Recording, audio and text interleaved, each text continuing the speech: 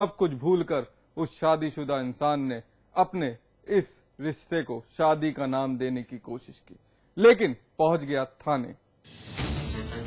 इस शख्स को देखिए, थाने में खड़ा है, उम्र 50, शादीशुदा है, 4 बच्चों का पिता भी है, पत्नी और बच्चों की जिम्मेदारी भी है इस पर। लेकिन ये जनाब अपनी जिम्मेदारियां ही भूल गए और तमाम रुसवाइयों के बावजूद भी उसी रास्ते पर चलने के लिए बेताब है, जिसकी वजह से आज पुलिस गिरफ्त में है। जी हां, मोहब्बत। गोरखपुर के जिगना के रहने वाले शेषनाथ पर मोहब्बत का भूत सवार था। अपने से आधी उम्र की लड़की से इन्हें इश्क हो गया और शायद इसलिए अपनी पत्नी से रिश्ते को तोड़कर शेषनाथ संत कबीर नगर की रहने वाली लड़की के साथ फरार हो गए। फिर उसके बाद शादी का नाम देने के लिए लड़की से मंदिर में शादी भी कर ली। यही नहीं, जनाब की हिम्मत देखिए, इस शादी को कानूनी अमली जामा पहनाने के लिए कैंट इलाके में मौजूद रजिस्ट्रार ऑफिस में भी आ गए। लेकिन शेषनाथ के मंसूबे पर तब पानी फिर गया जब इसकी पत्नी को इस बात की भनक लग गई और ये अपने 4 बच्चों के साथ पति से 2-2 हाथ करने के लिए यहाँ पहुंच गई। साथ ही सबक सिखाने अपने साथ पुलिस को भी ले आई। अब बेचारा इश्क का मारा ये आवारा सलाखों के पीछे है। लड़कनी को लेके भाग के खलीलाबाद में आइला, खलीलाबाद से घरे आई ना जब तब हम कहली कि लड़की का गोली चलेगी, टिकाना तू बोलोगी तो तुम्हारे दोनों आँख काट लेंगे ना, तुमको एक घर में बांध देंगे। हमारे पर आने हमको जासूस मिले, हम कचहरी में आइला। कचहरी में जब देखा रहे कि दोनों आदमी मौजूद बाटे, यहाँ पकड़े गई ना। 4 बच्चों के साथ थाने आई इस महिला ने हालांकि अपने पति के सिर से आशिकी का भूत उतारने की कोशिश की, लेकिन इसने शेषनाथ को सलाखों में कैद करना ही ठीक समझा। बावजूद इस आशिक की हिम्मत देखिए कि इसे अपने किए पर जरा भी पछतावा नहीं है। शेषनाथ की नजर में उसकी पत्नी कसूरवार है। जनाब अपनी मैडम से खुश नहीं है, इसलिए दूसरी शादी कर ली जो समाज की नजर में अवैध है। अरे बाप बता, सारी जो जानती है और उसने मुझसे मैंने ये तय के लिया कि तुमसे बच्चा मुझे मैं पैदा करूंगा। मेरे जो बच्चे हैं 4 बच्चों, अपना बच्चा मैं परवरिश करना ताकि तो हमारे बच्चों में दूसरी माँ का ये भावना न पैदा हो पाए। बाप से नहीं बोले ये सारी बातें? मेरे पिताजी एक्सपायर कर गए सर, मैं अकेला हूँ, मेरे आगे पीछे कोई है नहीं। तो मैं प्रॉपर्टी मेरे गाँव में सबसे नंबर 1 प्रॉपर्टी, मेरी प्रॉपर्टी को हड़पना चाहते मेरे ससुराल वाले। और मैं इससे कहा, इसने कही कि आप सब कुछ करिए लेकिन उसका बनाया हुआ मैं नहीं खाऊंगा। मैंने कहा ठीक है, जो वो खाएगी तो वो तुम खाना, जो साड़ी हो पाएगी तुम खाना, जो जेवर हो पाएगी वो जोर मैं लाऊंगा सारी, लेकिन मैं तुमसे संतुष्ट नहीं। मैं बहरहाल पुलिस ने पीड़ित की तहरीर पर शेषनाथ के खिलाफ केस दर्ज कर लिया है, साथ ही गिरफ्तार कर जेल भी भेज दिया है। वहीं इस लड़की को घर वालों के सुपुर्द कर दिया। लेकिन इस वाक्य ने इतना तो साबित कर ही दिया है कि उम्र चाहे जितनी भी हो, लेकिन दिल तो बच्चा ही होता है। क्योंकि अगर बच्चा नहीं होता तो साहब ऐसी गलती नहीं करते। हरेंद्र दुबे, गोरखपुर समाचार प्लस।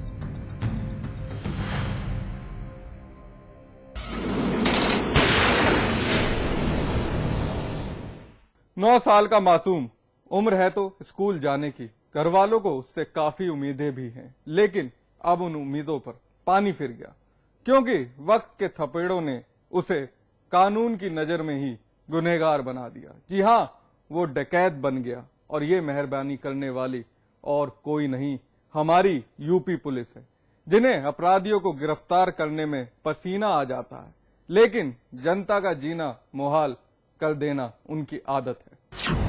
यूपी पुलिस का कारनामा, मासूम को बनाया डकैत, बच्चे पर दर्ज किया मुकदमा, नाबालिग नहीं जा रहा स्कूल, पुलिस अधिकारी डाल रहे हैं पानी।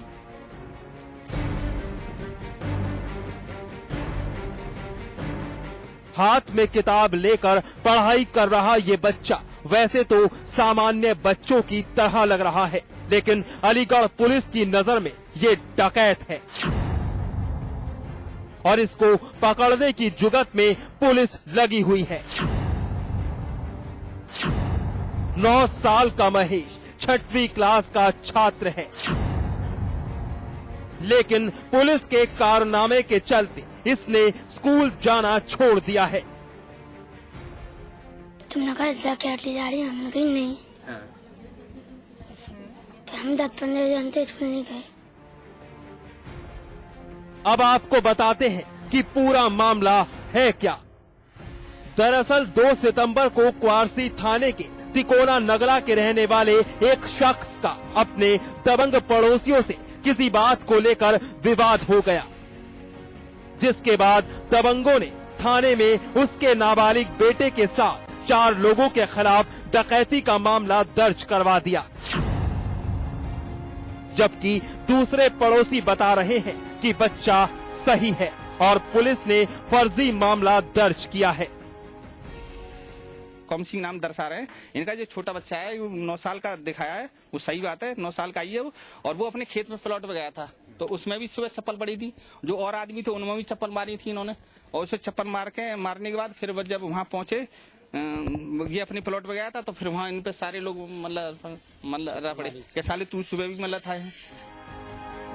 वहीं जब इस मामले को लेकर नाबालिग के घर वाले पुलिस से मिले और मामला हटाने की मांग की गई, तो पुलिस के अधिकारी धारा हटाने का आश्वासन देने लगे। उन्होंने कही कि जो डकैती की धारा लग रही है सूझी लगेगी नहीं, तुम्हारा काम हो जाएगा। पुलिस ने जिन ने कही कि जो 9 साल का बच्चा है सूझी डकैती का रहेगा। जो हमारे रंग कोई है ना, वो नेता साई है, तो वो नेता साई की बातें लगे हैं। हालांकि एसपी सिटी अब अपने महकमे के कारनामे पर पर्दा डालने में लगे हुए हैं।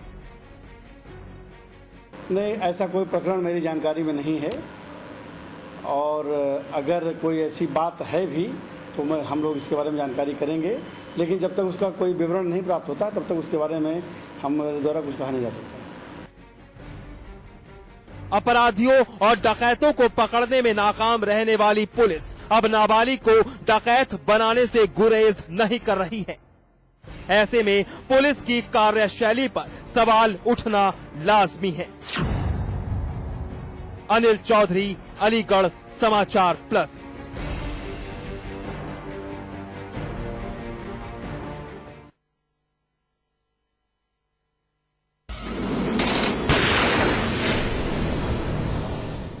एनकाउंटर में आज बस इतना ही, लेकिन हमारी आपसे एक अपील, मुस्तैद रहिए। जुर्म की हर उस दस्तक को सुनिए जो कभी भी आपकी दहलीज पर दस्तक दे सकती है। नमस्कार।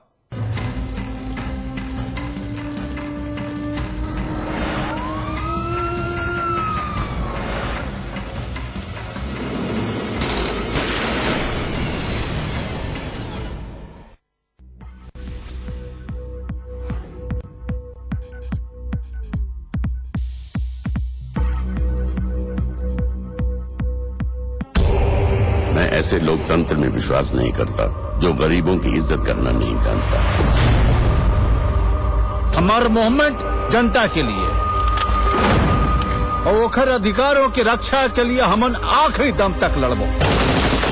चलो तुम्हें मिले थे ना गोवर्धन पहाड़ उठाने वाले, और तो कोई सुना है नहीं पुलिस डिपार्टमेंट में। मैं मानता हूँ कि गलती हुई है हमसे, सरकार ने भी ध्यान नहीं दिया आप पर और आपके साथ अन्याय भी हुआ। लाल सलाम। 60 सालों ले ये लोग धोखा देते, मीठी बातें सुना के झूठे वादे करत है, थोड़ी मिठाई खिला के आपका खून चूसते है। सरकार चाहती है, देश चाहता है कि आप उसके विकास से जुड़े। अरे मत भूलना कॉमरेड, ये लुटेरी सरकार की पुलिस जो भी बंदूक की नोक पर सत्ता हासिल करेगा वो फिर राज कैसी ताकत से करेगा, ये आपको सोचना चाहिए। ये सारा नाटक हमारी जमीन छीन के हमको बेदखल करने के लिए।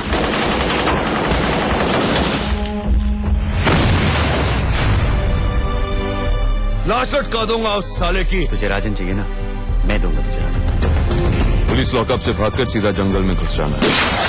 रात को पुलिस वाले जंगल में तेरा पीछा नहीं करेंगे। नाम क्या है? कबीर। पूरा बता। कबीर का पुलिस वाले हो क्या? पुलिस वाला तो तय है, हमें मालूम है कि तय एसपी आदिल खान के आदमी है। हमें भी मालूम है कि तू माधुरी दीक्षित है।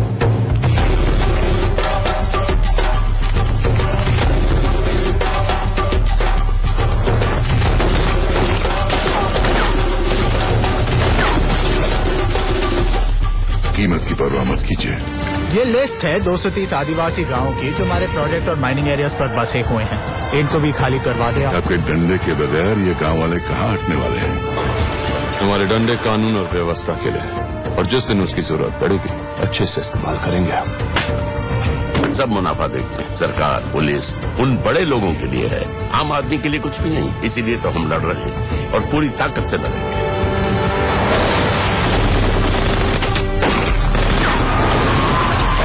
कबीर मत करिए, इसका अंत बहुत भयानक होगा। सही बोल रहे तू।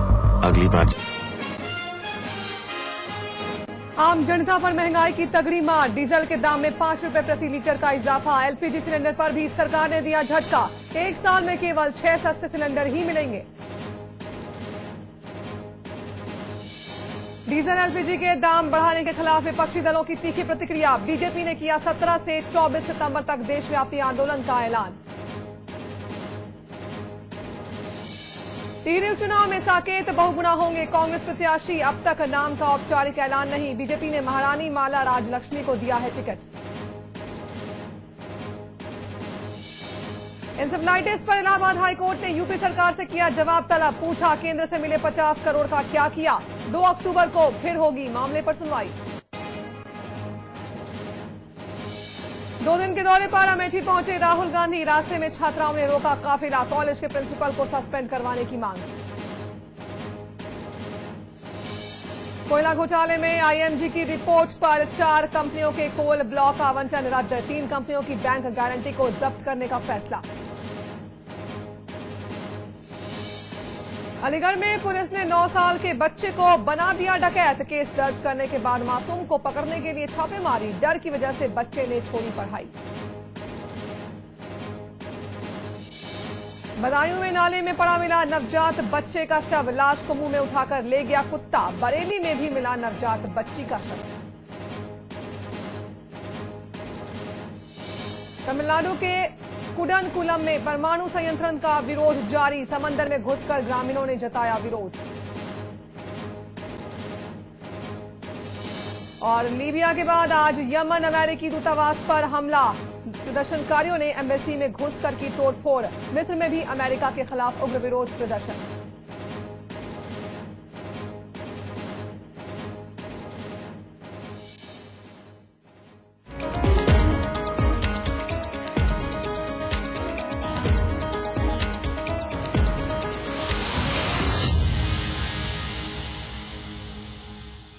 कोलकाता में समाजवादी पार्टी के 2 दिवसीय राष्ट्रीय महाधिवेशन के खत्म होने के बाद सपा सुप्रीमो मुलायम सिंह यादव और मुख्यमंत्री अखिलेश यादव लखनऊ लौट आए। आखिरी दिन मुलायम सिंह यादव ने खुद मोर्चा संभाला और कांग्रेस और बीजेपी को पानी पी पी कर कोसा। हालांकि मुलायम सिंह यादव सोनिया गांधी और राहुल गांधी पर मुलायम ही बने रहे। सपा सुप्रीमो मुलायम सिंह यादव ने कहा कि वो प्रधानमंत्री पद के उम्मीदवार नहीं हैं, लेकिन तीसरे मोर्चे की अटकलों के बीच माना जा रहा है कि उनकी निगाहें भी प्रधानमंत्री की कुर्सी पर टिकी हुई हैं। यूपीए सरकार को बाहर से समर्थन दे रहे मुलायम सिंह यादव ने कहा कि उन्हें कभी कभी लगता है कि चुनाव जल्दी होंगे। प्रियंका गांधी के चुनाव लड़ने की अटकलों के बीच मुलायम सिंह यादव ने ऐलान किया कि रायबरेली में सोनिया गांधी लड़े या प्रियंका गांधी। समाजवादी पार्टी रायबरेली में अपना उम्मीदवार नहीं उतारेगी। राहुल गांधी के प्रधानमंत्री बनने के मुद्दे पर समाजवादी पार्टी के महासचिव मोहन सिंह ने अधिवेशन के पहले दिन बेहद कड़ा बयान दिया था, लेकिन मुलायम सिंह यादव ने नरमी दिखाई। मुलायम ने कहा कि राहुल गांधी के साथ उनकी शुभकामनाएं हैं। राहुल गांधी अच्छे से राजनीति करें, वो ये चाहते हैं, लेकिन लगता है कि 2014 से पहले का भी लोकसभा चुनाव हो सकता है। यानी मध्यावधि चुनावों की गुंजाइश से मुलायम सिंह ने इनकार नहीं किया।